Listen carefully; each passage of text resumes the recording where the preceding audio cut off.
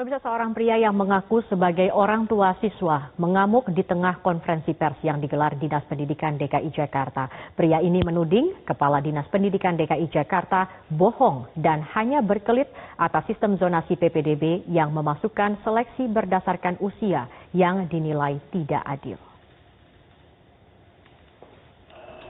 Ribuan nggak bisa masuk sekolah. Pak Sony, Tahan saya, silakan.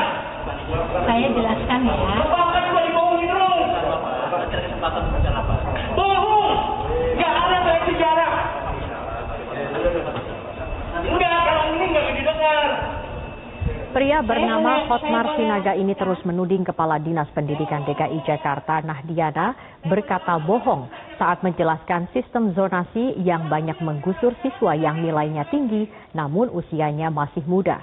Sejumlah pegawai Dinas Pendidikan DKI Jakarta berusaha menghalangi dan meminta pria tersebut pergi dari ruangan konferensi pers. Hotmar Sinaga mengatakan anaknya adalah peserta PPDB dan tidak lolos masuk SMA negeri hanya karena usianya lebih muda.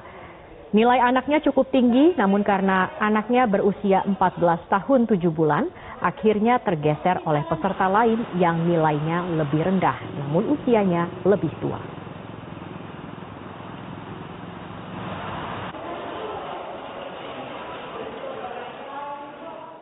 Saya tadi waktu saya spontan teriak, yang membuat saya tidak tahan ketika saya dengar omongan seleksinya jarak, sementara realnya itu usia itu yang membuat saya nggak tahan. Saya mohon maaf kalau membuat situasi jadi seperti gaduh.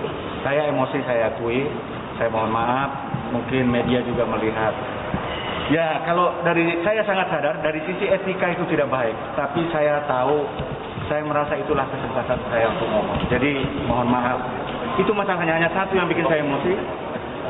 Saya mendengar kata jarak, padahal lihat realnya itu seleksinya bukan jarak, hanya usia. Artinya bohong Pak ya? Artinya bohong Pak? PPDB-nya gimana Pak betul? Usia itu Pak, anak saya muda, hanya itu masalah saya. Anaknya usia berapa? 14 tahun 7 bulan.